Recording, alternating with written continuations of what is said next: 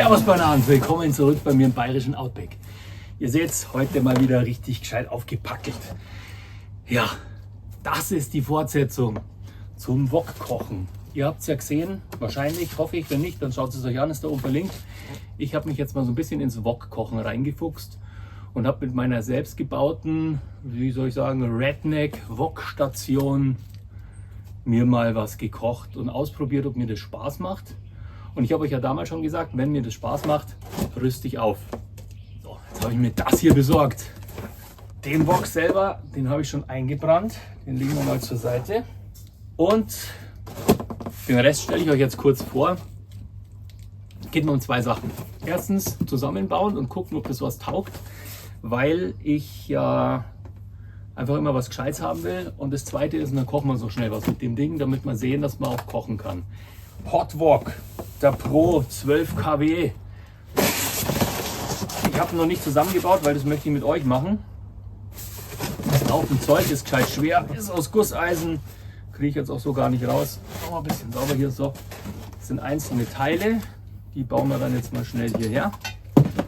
Man braucht ein bisschen Werkzeug dazu. Und den baue ich mit euch zusammen, weil ich Sachen immer ganz gerne ohne Anleitung zusammenbaue.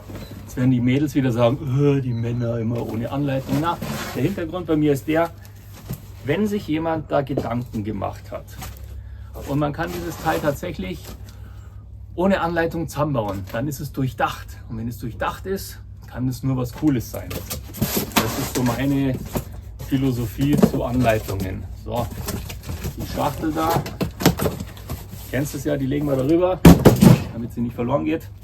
Fangen wir mal an. Das ist das Hauptteil. Das ist der Brennring, so wie es ausschaut. Das sind 3x Füße. Und das ist der Schlauch, den brauchen wir wahrscheinlich ganz zum Schluss. Okay, das ist die Gasversorgung. Das ist, genau, da kommt dann der Wok drauf. So. Jetzt werden sich viele wundern, was will der Bayer mit dem Wok? Ich mag traditionelle Sachen. Sachen, die sich über Jahrhunderte oder Jahrtausende durchgesetzt haben. So wie beim Bayerischen auch. Und was gibt es in der Küche traditionsbewussteres oder traditionelleres als einen Wok? Vielleicht noch ein Dutch-Ofen. Aber der Wok ist, glaube ich, so dieses traditionelle Teil, was seit Jahrhunderten einfach da ist. So, das ist der innere Brennkreis. Da sind Schrauben drinnen. Das gleich mal raus, damit wir die nicht verlieren.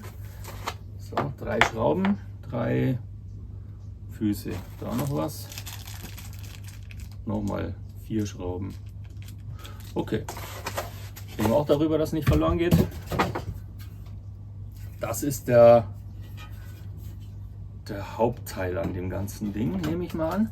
Was brauchen wir für Werkzeuge? Gut, da brauchen wir mal einen großen Kreuzschlitz. Ja, traditionsbewusste Sachen. Da stehe ich voll drauf. Und das gehört einfach irgendwie, gehört das dazu. Und ich wollte es immer schon ausprobieren und ich habe es ja mit euch angefangen und es hat mir tatsächlich Spaß gemacht. Und weil es mir so viel Spaß gemacht hat und weil auch das Essen relativ cool geworden ist und weil ich mich ja sowieso immer so ein bisschen mit Essen und Futter beschäftige. Warnung, nur im Freien verwenden. Gut, geht natürlich jetzt nicht so wirklich schön runter. Ja, weil ich mich mit Essen und Traditionen beschäftige mich halt auch mit coolen Traditionen aus anderen Ländern. Ich bin mir ja sicher, dass den Wok ja eigentlich die Bayern erfunden haben. Weil woher sollten sowas sonst kommen? Kaum mal Hochkultur hat so viele coole Sachen entwickelt wie Bayern. So, wir haben 3 Füße. Alles Gusseisen, alles ganz schön schwer. Passt nur von einer Seite rein.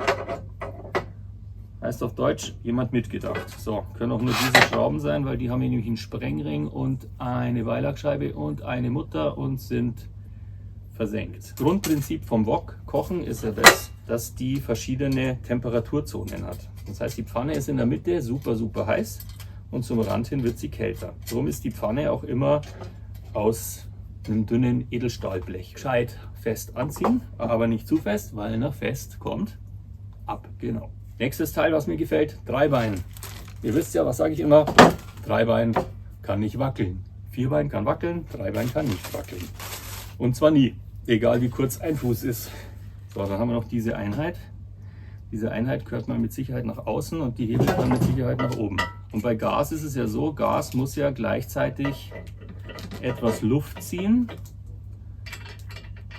und auch die Gaszufuhr muss stimmen. Beides gleichzeitig. Das heißt, du hast dann eine Übertragung, die an dem Rohr ein bisschen Sauerstoff zieht. Das heißt, das, wo sie Sauerstoff zieht, ist hier. Logisch, da kann man von vornherein das Gas-Luft-Gemisch einstellen. Je weiter man die Schraube da reinschraubt, umso mehr stört man das Gas am Strömen. Cool, da ist noch eine Schraube, da bin ich mal gespannt, wo die noch hingehört. Ihr wisst ja, wie es beim Harley-Schrauben auch immer ist. Bleibt eine Schraube übrig.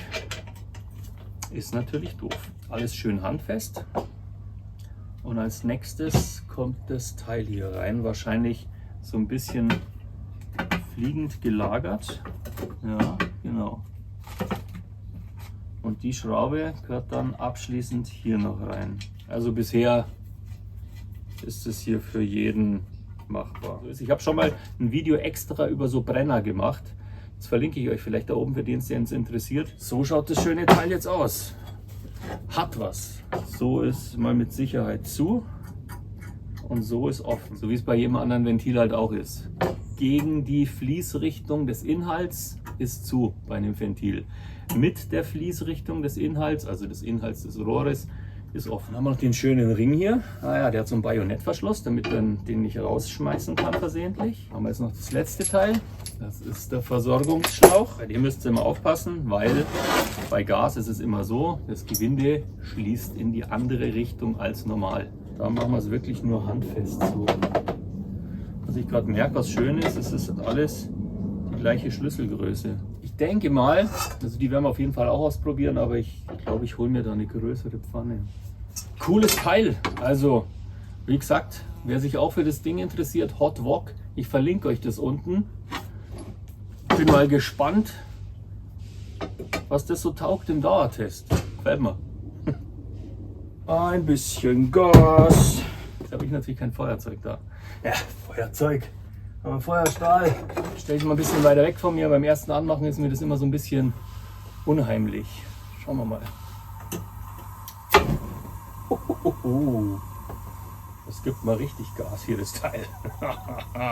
Mit denen kann man regulieren, ob die Flamme blau ist oder orange ist. Das heißt, wenn ich da ein bisschen dran rumstelle, dann ist natürlich die perfekte Flamme ist natürlich blau. Jetzt überlege ich mir, wo wir kochen und dann starten wir da kochtechnisch voll durch. Freut mich schon drauf.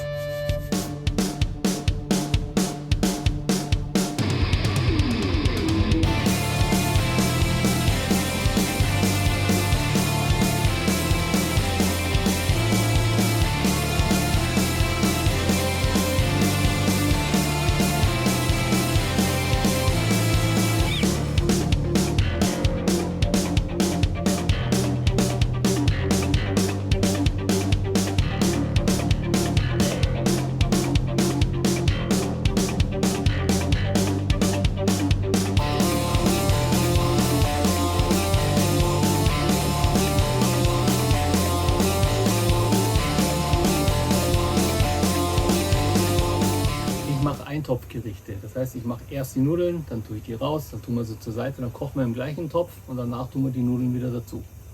Ganz einfach, hoffe ich. Haben wir natürlich auch genau das passende Werkzeug dazu von Hot Wok.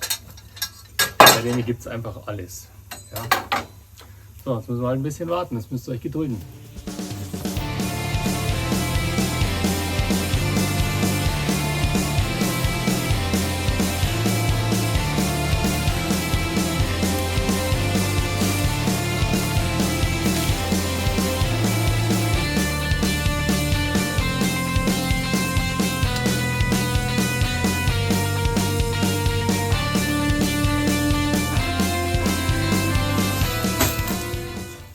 Fertig, die stellen wir zur Seite und jetzt wird gewockt. Und es ist natürlich so, das, was am längsten braucht, das kommt als erstes rein. Also sprich Brokkoli und diese ganzen Geschichten.